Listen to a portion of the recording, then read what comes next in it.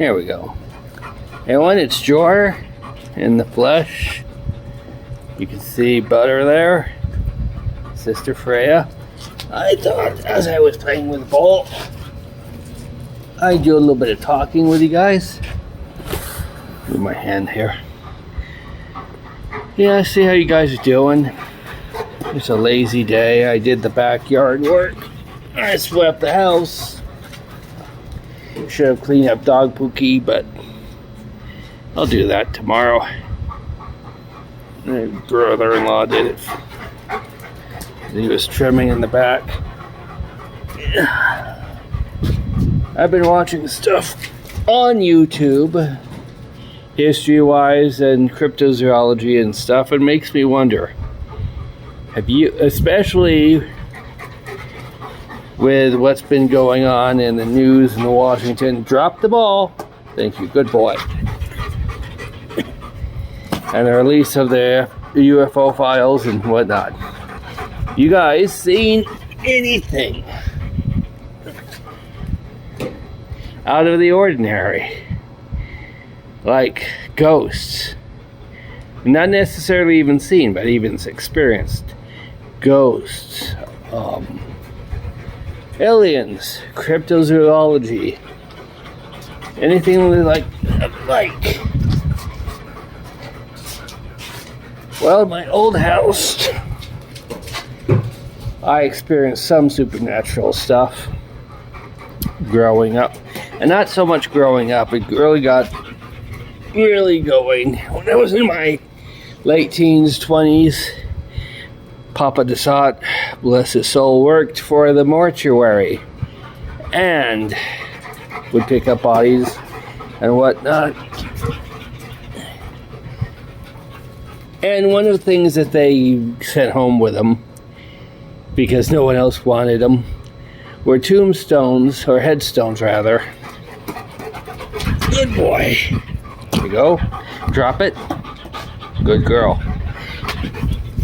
That had flaws.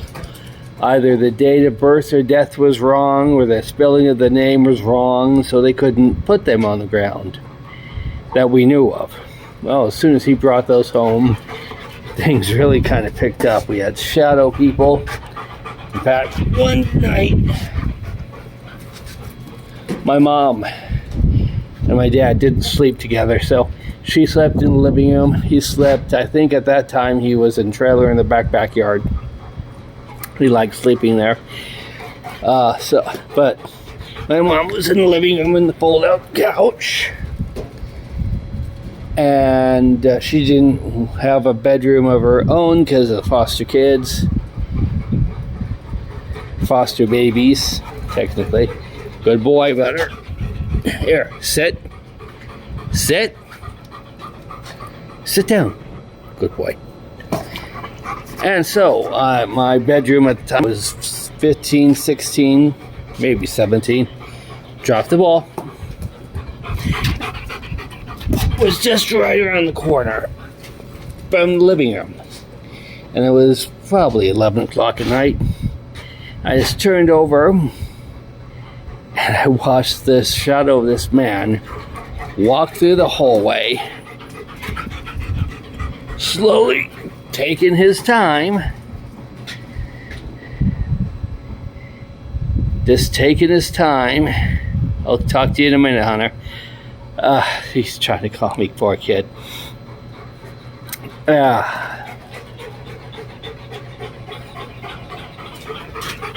it could have been a muscular woman, I don't know. It was a shadow figure. My mom got me freaked out.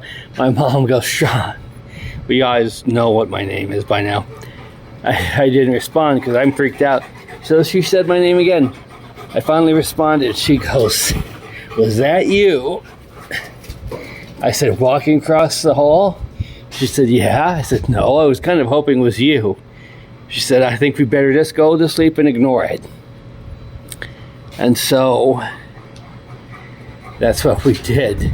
Now, funny thing is between my bedroom, there was another bedroom again. I don't know if any of the foster kids were using it at the time, or if it was just like an extra bedroom or whatnot. It was the front bedroom. Eventually I would have it. That's where the hall was, and between those two bedrooms was a bathroom that had a bathroom window. So you could have said, well, you saw someone on the outside and you saw their shadow from the window coming into the hall. The problem is that where the shadow started, I don't know where the doggies went, where the shadow started walking was by the towel cabinet, and that was to the left of the bathroom and bathroom window. So there would have been no way I could have seen a shadow, nor my mother, walking across the hall. There would have been no way for us to even see shoulders, head, neck, shoulders, upper body, probably to the waist, walking, because even if he had stood up on the wall of the property, there was a gate there, you would have heard the guy crazily tiptoe, or, I mean, I know drunk people do weird things, but you would have heard scuffing or anything, plus the window wasn't open. So, and it wasn't that big. If anything, we should have only saw the head, which would have been creepier. In that bathroom, there was another incident that when I had my cat ribbons,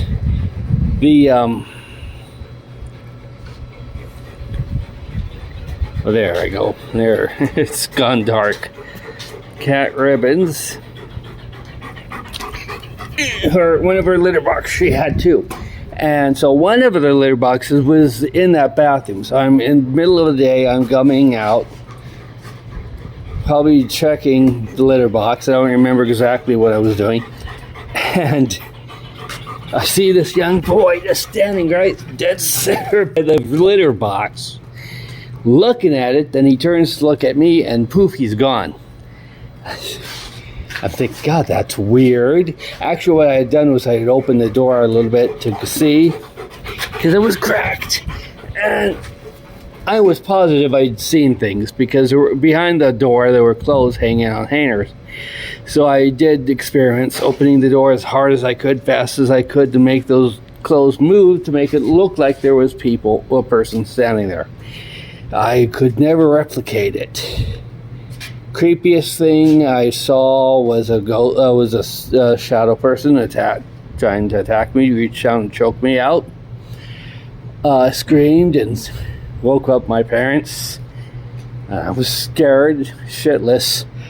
The other creepiest thing was when I was rocking one of the foster children asleep, and I just turned my head and noticed that, this is interesting, I see my cat in their bedroom walking along the bed. So I'm thinking, okay, I'm gonna have to pick her up, ribbons, and take her out. Well, I go to put the child down, and there's nothing. There's no cat. I didn't even see her leave the room. And I'm like, what the heck? So I see her in my bedroom, my current bedroom.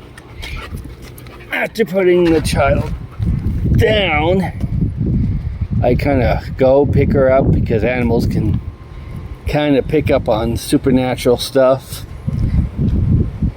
And I brought her back into the room, and we're gonna have sod and grass here for the dogs to roll in, and especially when they go swimming. Nothing. So I put her on the bed, because there was a bed with the crib there, and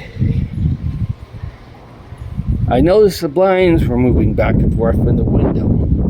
They were leading to the patio and the pool, and there shouldn't have been. There was the cooler wasn't on, the window wasn't open, so there should have been no reason for those blinds to be moving.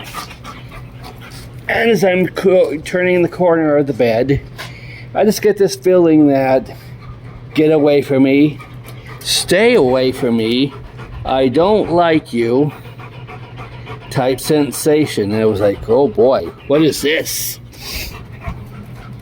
I don't want you here with me. So, and the closer I got to the dresser that was by the bed, it was the stronger the sensation was. It was like, kind of felt like a rattlesnake rattling itself up and shaking its tail. It's like, listen, this is your last chance. I'm going to bite you if you don't leave. And I'm thinking, no, I'm not going to risk this, so I leave. Funniest, other than the child looking at the cat litter box thinking, God, this needs to be changed, was my grandma, my grandma, Papa Desat's mother. When she was living with us, she had a boyfriend. And she would write letters to her boyfriend, and it's not a typical letter, okay? What she would do is she would write a letter. Well, first she would read a letter that her boyfriend had sent to her via the mail. Then she'd write a response. Go out and mail it in the mailbox. Go back to her trailer. She was in the backyard. By that time, Papa Desat had moved into the house. And then go back to her trailer, sit down, read another letter her boyfriend wrote to her, write a letter responding to that one, go to the mail. She would do this off and on until she responded to every individual letter that he had sent her. I thought this was kind of weird, but some people might see it as kind of sweet. And she passed Mother's Day of 2000. Well, from time to time I would see just this glimpse of her heading from the backyard, from where her trailer was, to the backyard gate to go into the front to the mailbox. Now, I never followed her or saw her go to the mailbox, but it was obvious that was my grandma. That's what she was doing. It's mail ghostly letters to her boyfriend. And we always felt her presence. We always, even when her trailer was gone, we had this feeling of being watched in the backyard. It wasn't malicious watching, but my grandmother had a way of just watching people, watching folks, and now you dropped it down there. You love putting it down there. Don't know how I'm going to get to that, I say as I look at the brooms. So it's like, well, there goes Grandma delivering another letter. And like you would feel it, just get the feeling. And it wasn't the neighbors, because we had those stainless gate. So your neighbors could watch you from the house or whatever. My neighbors could do that easily. But it wasn't a natural I'm being watched feeling. It was like something's watching me that I can't see and no one can see, blah, blah, blah. And we chalked it up to my grandma. And, again, not malicious. He didn't have any.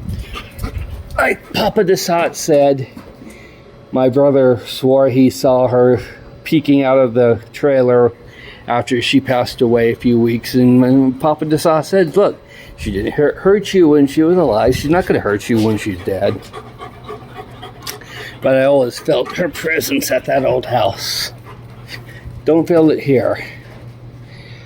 So whoever lives in my old house is probably wondering, who's this spiritual lady, ghostly lady walking the yard? You think she's still there? Her husband, my grandfather, had a house here in town that he really liked, and then they never got to buy back or move back to. And I forget what it was turned into, some kind of office. But before they did leave, they had like a plaque called McMichael. And so my mother happened to go there one day, and they noticed her last name. She said, does your family have any history with this building? And she said, of course. She told them that, yeah, this is where my in-laws lived for a while they were in Barstow. And they said, well, because we saw their McMichael plaque, and things just happen. The papers get tossed or things get misplaced and whatnot. And my mom said, okay, that's my father-in-law. He does this when he doesn't like what things are happening. So on her way home, after learning, she said, called him by name and said, you just need to move on and leave these people alone. That's not your house anymore. Because he really apparently loved that house. I was 3 when he passed. I don't remember him that well. But that's what I've heard. That's the ghostly stuff. Now, I also went to the Whaley House in San Diego. Went up to the second store in the store and in the theater, and heard a ghostly woman call my name. I've heard, let's see, that's another thing that's happened. Needed to use the bathroom after confirmation class. So I got the key from my teacher, and it was, I forget what kind of school, if it was a building, I forget which, but I had to walk late at night. It was 7:30, 8 o'clock. Had the key. And as I'm fumbling to unlock the door to the bathroom, I hear a man moan. And I couldn't find the sound of it. And I was 15, 16, maybe 17. Can't remember the age. Because no one would respond to it. I said, hello, hello. So I decided I'm holding it until I get home. And it was an hour and a half drive back home. But I said, no, the hell with this. No, she came along and she helped me unlock the door. My catechism, not catechism, confirmation teacher. She's also my confirmation godmother. And this is Kelly, if you're hearing this. Hi, Marge Kelly. Now you'll know why I was so reluctant to unlock the bathroom door if you're listening to this. God,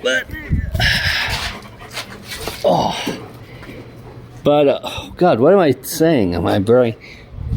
But she unlocked it, so I said, okay, I'm going to all use the bathroom here. And as I'm in the bathroom, I hear clearly footsteps walking the hall towards the bathroom, and what sounds like their footsteps into the bathroom. And I'm hearing someone say my name there too. I'm asking my mama Desat and my sister Desat, who were waiting in the car, did you guys come in and check on me? He said, no.